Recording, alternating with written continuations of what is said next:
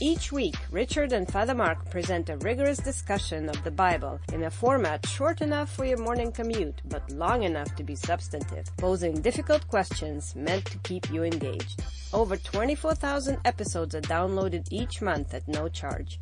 Please consider marking your level of support with a one-time donation or by pledging a small amount per episode. To learn more, please visit patreon.com/Bible. That's patreon.com/Bible. Thank you. Hi, this is Father Mark Boulos with the Bible as Literature podcast. Unfortunately, Christians often co-opt the Bible to justify philosophical axioms such as, it is good to be humble, or it is wrong to boast, it is good to be nice, or cruelty is evil. You get the point. We take the Bible, which turns human morality on its head, and we use it to justify the way that we think people should be. But in Paul's teaching, there is no way to be. On the contrary, there is a teaching to follow, and for that teaching, boasting can be as useful as humility, and cruelty as helpful as kindness. Everything depends on our premise and the reference for our actions. Richard and I discuss 2 Corinthians chapter 10. You're listening to the Bible as Literature.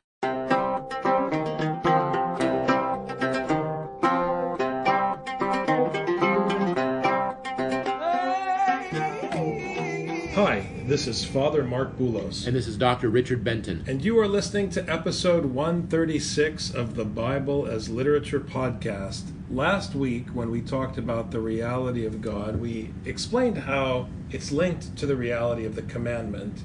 And then you preached a beautiful sermon this past Sunday, Richard, dealing with this same theme of the importance of the action.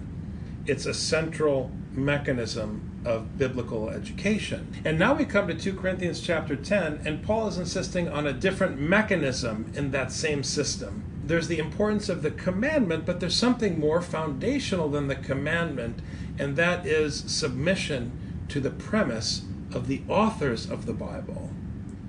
Paul begins always with the premise that what he is sharing in his letter is from God. Paul is saying here in chapter 10, you have to be serious about my premise that this is divine.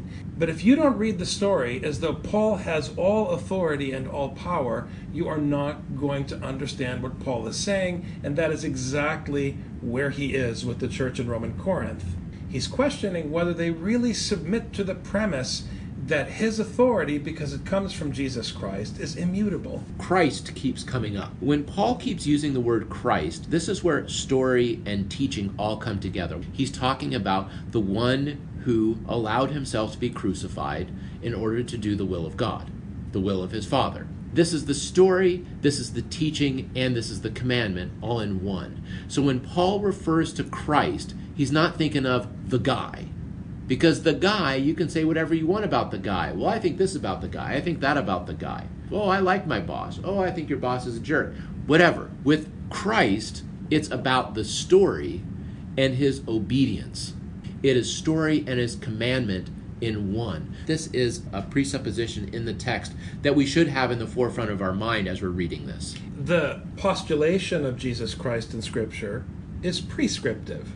The New Testament isn't like a Western novel where you talk about how he walked in the room and this is what he looked like and this is what the setting was and his eyes were amazing. It doesn't talk that way.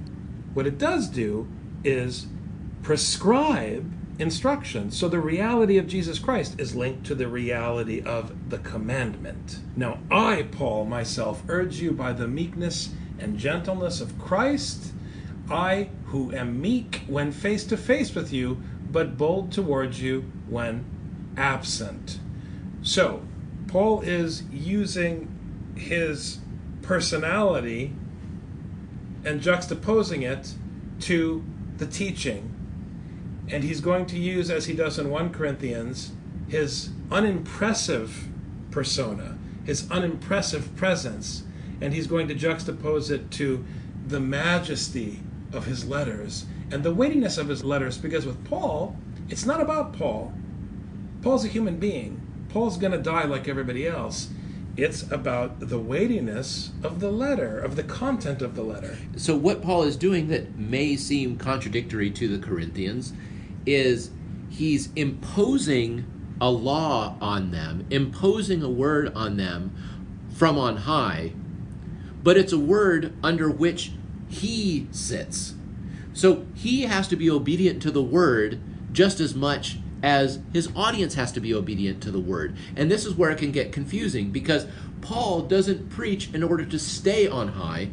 Paul preaches so that the word is on high, but then he himself has to submit to it also. Now, evidently the Corinthians are confused by this, because this whole chapter is trying to clear up their confusion because they don't get it. How is it that his word is so forceful, but then when he's with us, he's just submitting all the time? He's given us whiplash. We're trying to figure out what Paul really is here. Is he really forceful, or is he really meek? And he's saying, I'm both, get used to it. This past weekend at our church, someone came up to me, a listener of the podcast, and was teasing me because a parishioner had brought baskets full of fruits and vegetables. And they were giving them out to people in the parish, and they had set aside some for me, and my wife left early and had taken our allotment.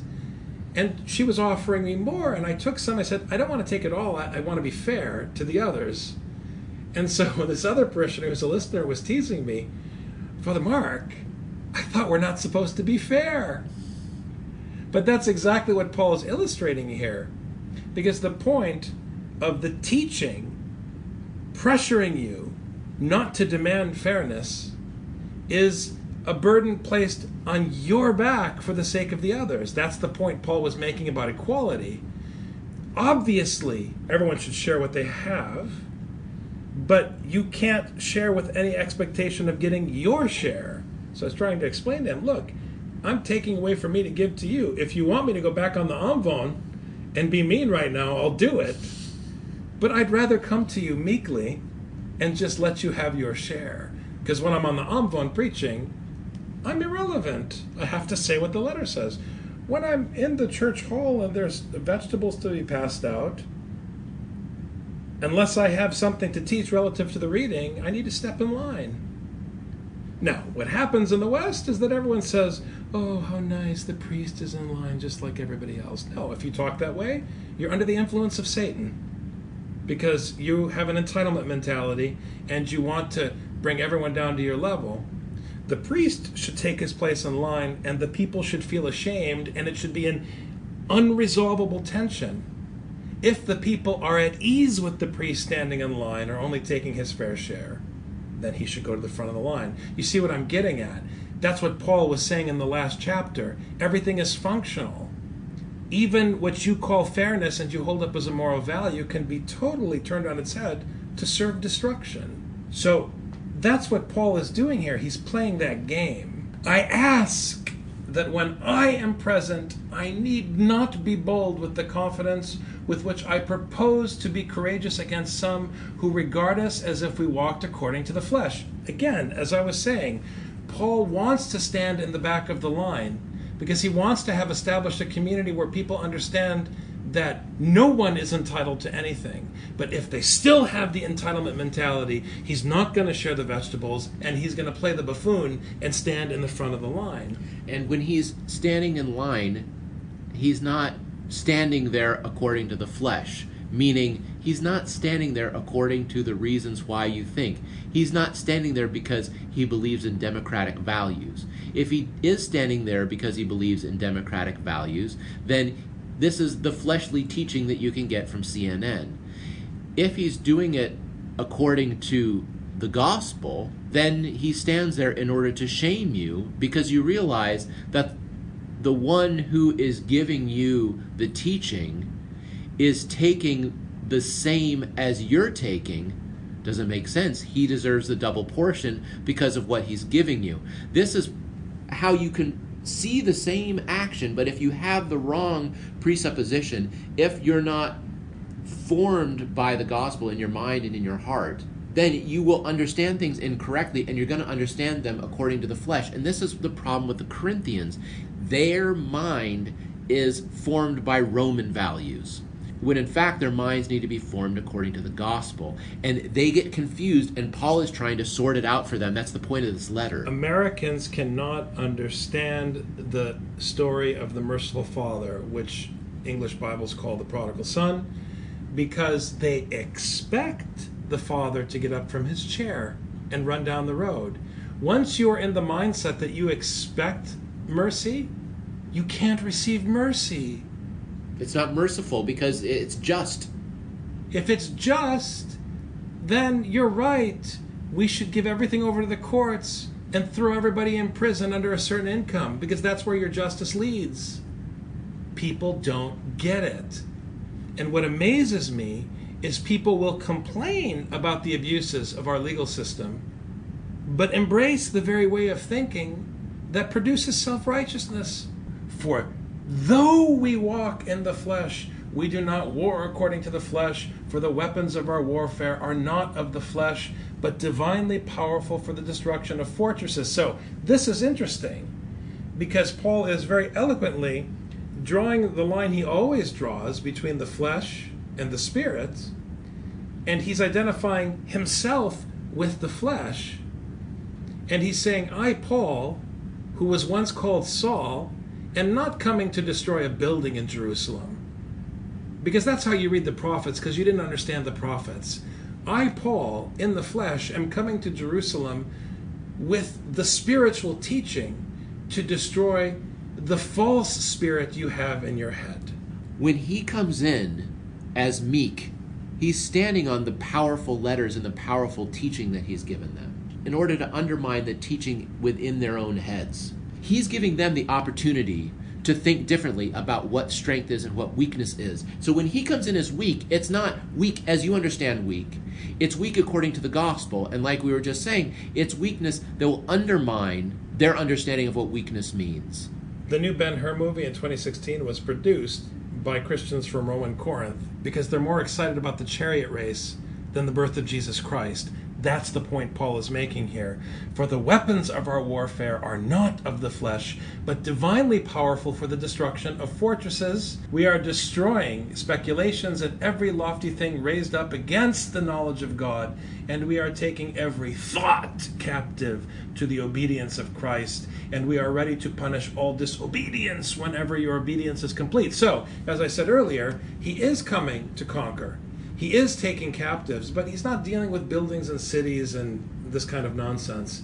He's interested in conquering their hearts and minds with the teaching of Jesus Christ. And he will be submissive when he has to in order to make his point. This is the thing that they get confused about. When the priest is submissive and stands at the back of the line, they think, the priest is really submissive. So don't get excited when he gets submissive. See his submission through the gospel and through the submission of Christ. When we see Christ who's submissive, we say, oh, Christ is so submissive. Isn't it wonderful? Even though he was God, how humble he was. It teaches us that we're supposed to be humble. No, that's not what it means. It means that what you are told to do, you do, even if you're scared to do it, even if you're worried about it, even if it's unpleasant, even if it's going to kill you, you do it. You don't go to the back of the line because it's a good idea and it makes you look good. If you're scriptural, sometimes you're small, sometimes you are large. Sometimes you are kind, sometimes you are ugly and cruel. And it makes no sense to people who don't understand your premise. This gets back to the point of the episode. You have to begin with Paul's premise that his reference is this teaching which is not human. You are looking at things as they are outwardly. If anyone is confident in himself that he is Christ's, let him consider this again within himself, that just as he is Christ's, so also are we. The rain falls on the just and the unjust. So even if you think Paul is unjust, even if you think he's a weakling, who are you? Notice how everyone wants to judge Paul for being harsh or not being harsh or whatever. Who do you think you are? When you see Paul, when you see the priest, when you see the one who's teaching you acting in a particular way, it's not your place to say, they don't seem to be following the teaching. Oh, now they seem to be following the teaching. Oh, but now they seem like they're not following the teaching. No. That's not what it is. Because he's trying to fight against every lofty thing raised up against the knowledge of God. So what you have to ask yourself, you yourself have to assume that your thought is against the knowledge of God. And then you look at the priest again and you say, what is the priest teaching about the gospel? How is the gospel being reinforced by what the priest is doing? What is the teaching that's coming from the priest?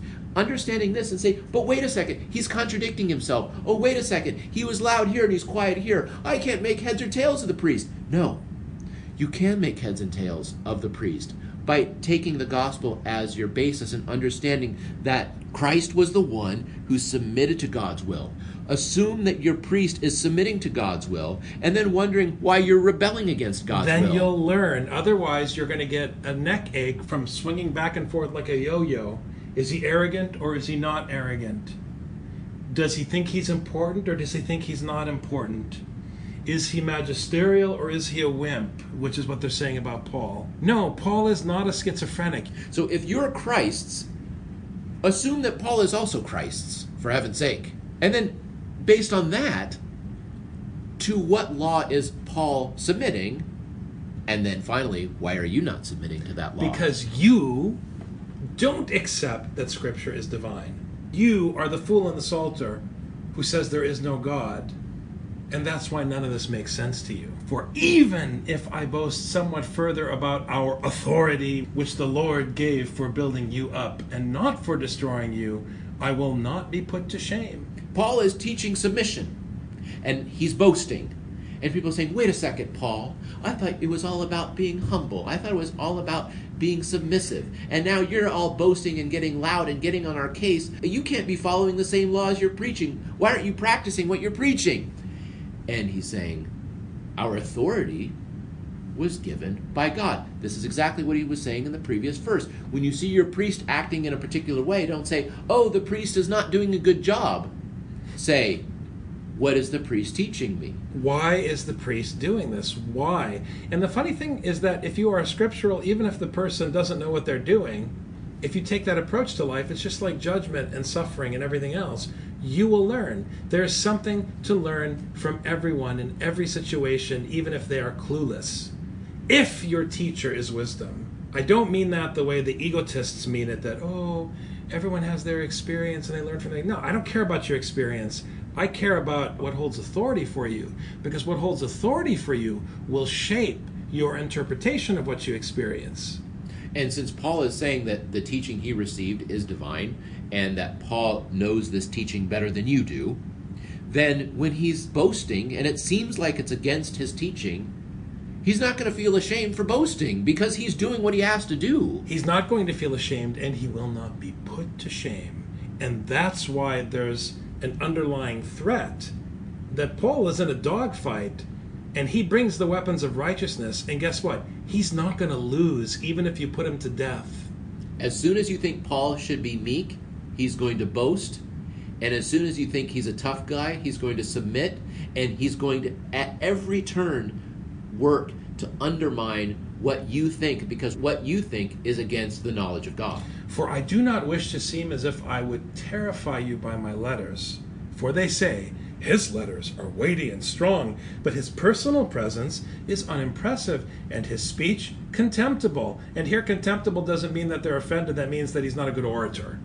So they're confused. How could this wimp, who can't put two words together at a gathering to toast somebody, be the same guy who's writing these amazing letters? And Paul's comeback is, you morons, they're not my letters. You don't get the message. You want to worship Paul. I am of Paul, I am of Apollos, I am of Jesus, blah, blah, blah. You still don't get the message. I want to know if you accept that the Father of Jesus spoke a word, and here it is. But this is what the test is, because Paul can write something very strong and very convincing in his letters, and you say, yes, this is what I want, this is what I'm going to subscribe to. And then Paul comes and he's unimpressive and he doesn't speak so great. You think, maybe those letters aren't what they were cracked up to be. No, the letters are the letters. They're evaluating the quality of the message based on their assessment of the messenger. Right, and this is where their eyes deceive them. This is where they are Roman through and through in their heads. Do you actually believe in the letters, or you want to be impressed by me? Because it's the letters that matter, because I'm just going to die. Let such a person consider this, that what we are in word by letters when absent, such persons we are also indeed when present, meaning whatever I, Paul, am, you better believe that I'm the slave of Jesus Christ, so don't be fooled by the flesh. My flesh is irrelevant, but it's a slave to Jesus Christ, which gives it power and animates it and fills it with life for the cause. So don't be fooled. Just assume that when you see me act, I'm acting according to the teaching. And if your brain has a tough time bringing those two things together, work your brain a little bit harder. For we are not bold to class or compare ourselves with some of those who commend themselves. Meaning I'm not in a competition with people who actually do boast. I'm playing a game here to open your brains up.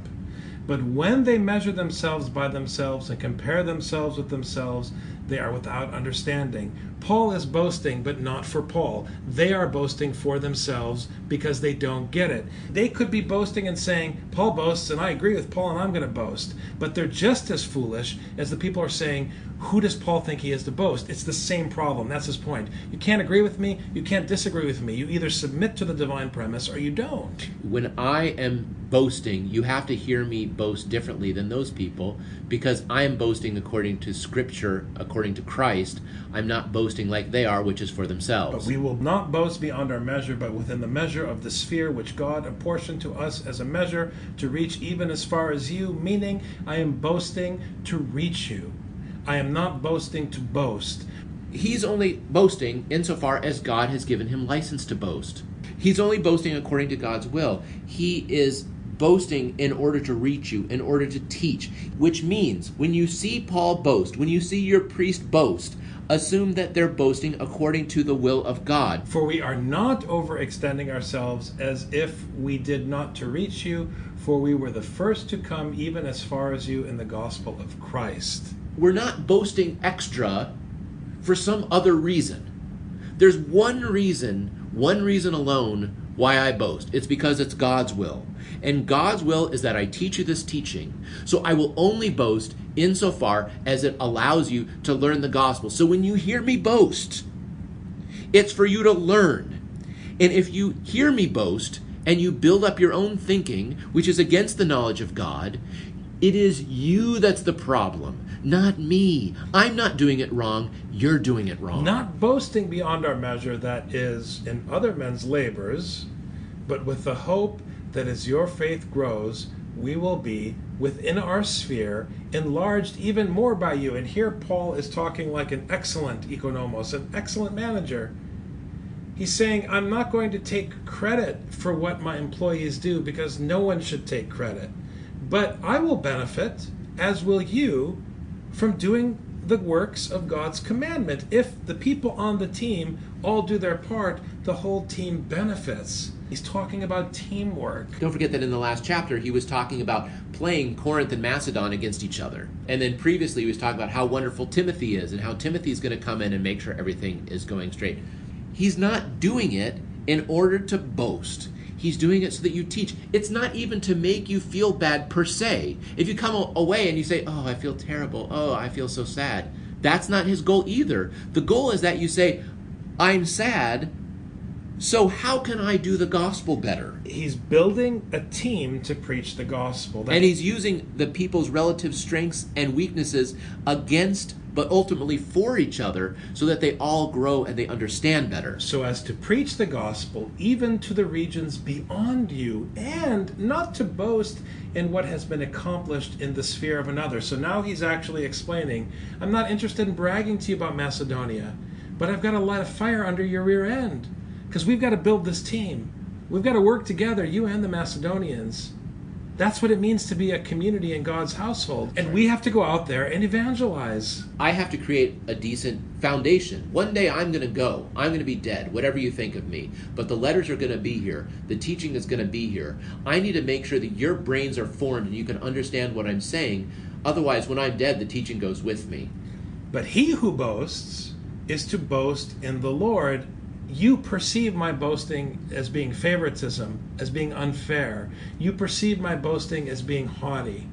or you perceive my frailty and ineloquence in person as being weakness, because you are looking at the world incorrectly. My weakness boasts in the Lord. The majesty of my letters boasts in the Lord. My harshness towards you boasts in the Lord. My weakness towards you and my kindness towards you boasts in the Lord, because my reference is the Lord's commandment. You could try to act out all those different behaviors, but because you are functioning in opposition to the commandment, whether you are arrogant or humble, you are rebelling against God. That's the mind-bending reality of the teaching. When the people hear Paul boast, they must assume that he's boasting in the Lord. What is the teaching for me? How am I going to learn the gospel better from him? How am I going to understand my own shortcoming based on Paul's boasting? Because when you boast in the Lord, the commandment of God commends you. You are credited by the commandment. It's not a credit or a glory that you can revel in, but it is a credit to you, because when you submit to God's instruction, all will see your wisdom, and all will benefit from your wisdom, even if they reject you. As you're hearing Paul, as you're hearing the priest, as you're hearing the teaching, the boasting is coming to you, not from this person, but from the Lord. For it is not he who commends himself that is approved, meaning you can sit back in the church and be convinced that you don't need to hear what Father is saying, or worse, that Father's sermon is very interesting, but I wonder if he understands my perspective. This is also against 1 Corinthians chapter 10. So you think that you have something important to say, you're approving yourself, you're commending yourself. What you need to do is listen to he whom the Lord commends. That's Paul. It's your teacher. Submit to the other as a student, and you'll then be able to learn the gospel from them. It is not he who commends himself that is approved, but he whom the Lord commends. Thank you very much, Dr. Linton. Thank you, Father.